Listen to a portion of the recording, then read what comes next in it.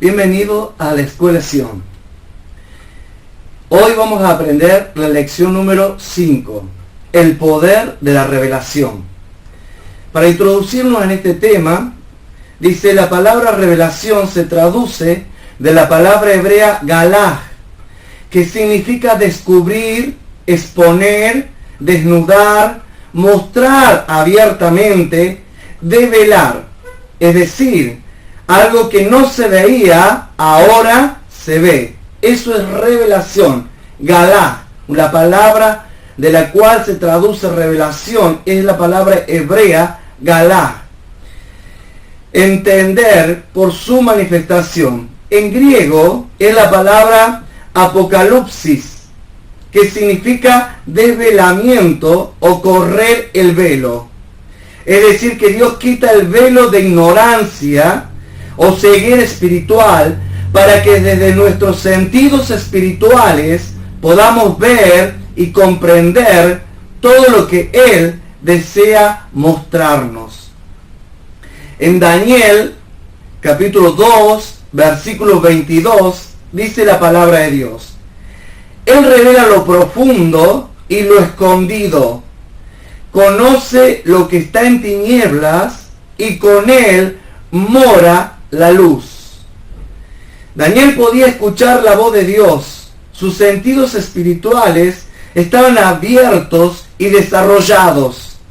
Su vida de oración era intensa y tuvo disciplina espiritual para doblegar su alma a la obediencia de Dios.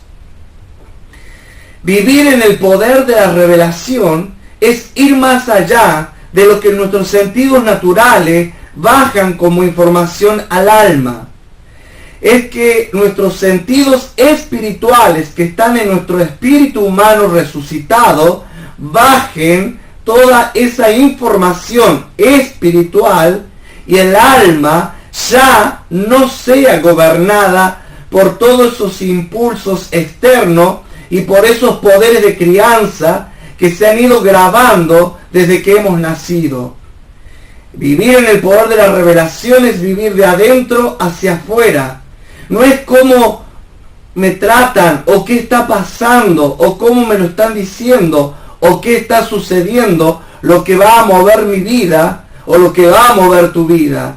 Lo que va a mover tu vida, como vimos en la lección anterior, es el poder del Espíritu Santo. Dios te habla y tú empiezas a entender cuáles son los diseños de Dios para tu vida. El Espíritu Santo está morando, habitando en nuestro ser interior. Por eso nosotros somos templos vivientes, morada de Dios en la tierra.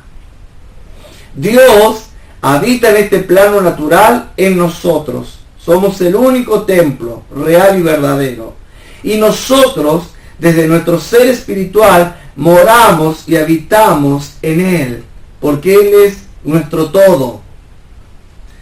Todos sabemos que Daniel 3 veces al día se arrodillaba para orar, dando gracias al Altísimo, y esto molestaba mucho en el mundo espiritual del segundo cielo, a tal punto que los brujos, servidores del maligno, se juntaron para impedir que Daniel emanara o orara y que Dios fluyera a través de la vida de Daniel. Lo vamos a leer en Daniel capítulo 6, versículo 10.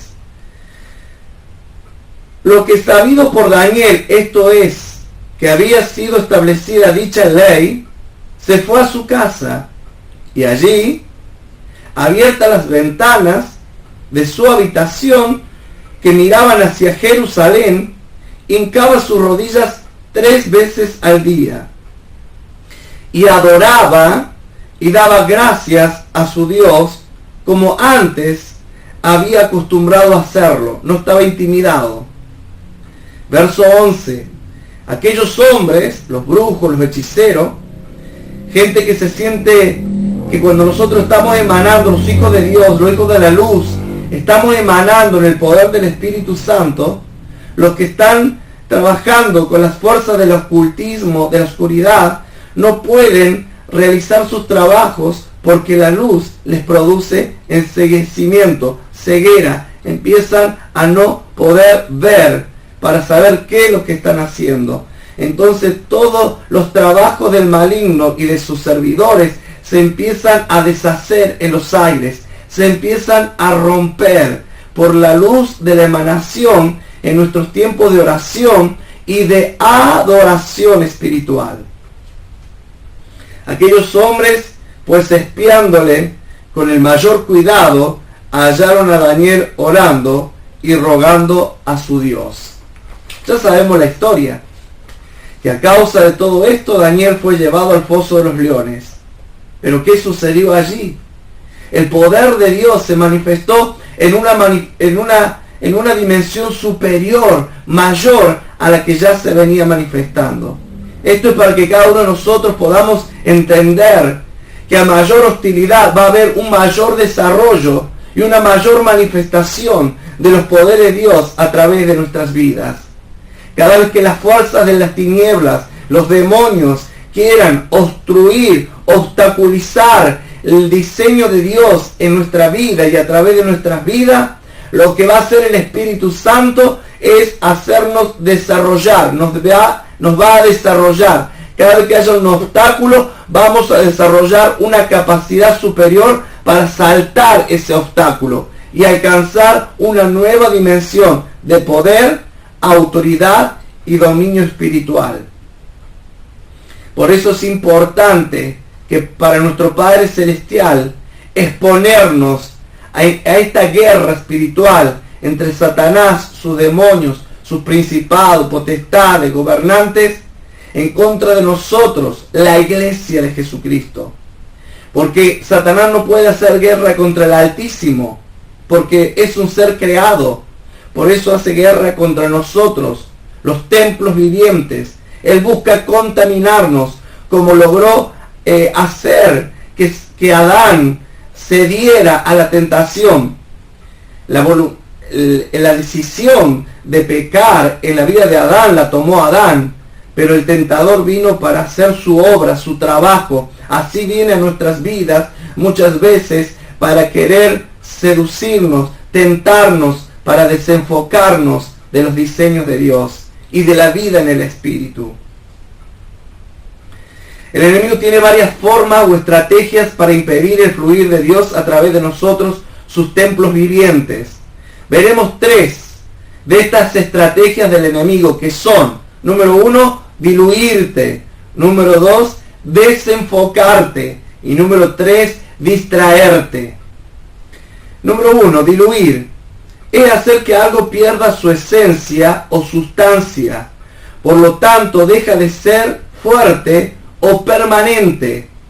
El enemigo busca diluir a los creyentes para que no tengan su tiempo de oración o devoción, que yo le llamo el tiempo de intimidad con el amado. Lo hace trayendo otras cosas más importantes para hacer en esos momentos, como le sucedió a Daniel, que el edicto fue firmado por el rey Darío y estaba prohibido adorar a otros dioses por 30 días, pero Daniel no se diluyó.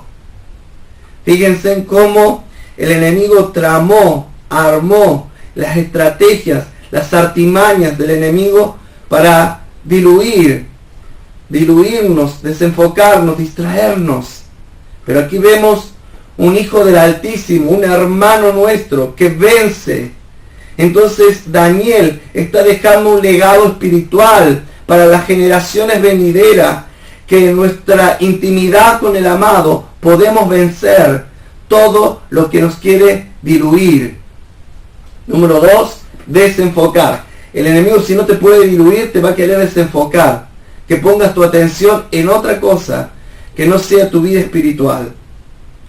El enemigo buscaba que Daniel pusiera atención o tuviera temor con respecto al decreto, que su mente estuviera atenta, que no estuviera atenta a la voz de Dios. Así hoy el enemigo busca llevar nuestra atención a otras cosas, para que perdamos el enfoque de lo que somos realmente. Y presten atención a esto.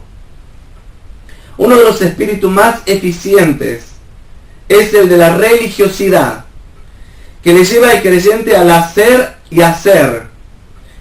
Tienen tantas reuniones o ocupaciones que ya no tienen tiempo para orar. Es muy sencillo ser desenfocados de lo que realmente es indispensable para todo nacido del Espíritu, que es el tiempo de intimidad. Recuerden que la decisión es nuestra, no la toma el enemigo. Somos nosotros quien debemos de gobernar el tiempo desde nuestra sujeción al Espíritu de Dios. El enemigo, si no puede diluirte, va a tratar de desenfocarte. Te va a querer hacer llamar la atención, como le pasó a Pedro, que empezó a caminar conforme al poder de la palabra. Porque Pedro le dijo: Señor, si eres tú, manda que yo camine sobre las aguas.